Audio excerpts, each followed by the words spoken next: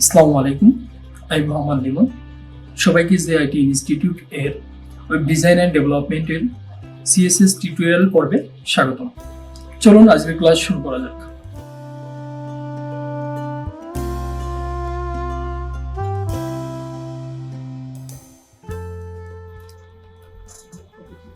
আচ্ছা, তো এখন আমরা যা চাচ্ছিলাম তাই আসছে। তো আমাদের এই যে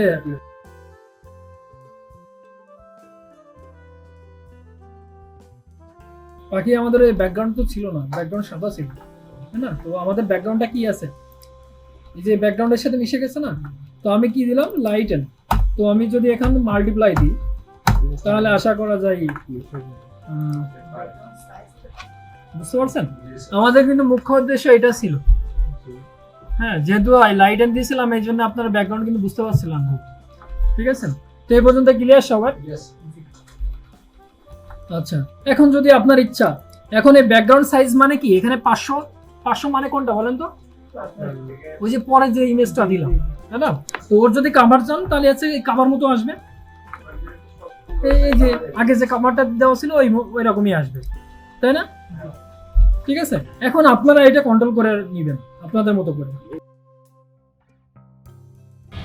আশা করি ভিডিওটা বুঝতে পেরেছেন। যদি ভিডিওটা ভালো লেগে থাকে তাহলে like, comment, share and subscribe করে পাশে থাকবেন। ধন্যবাদ।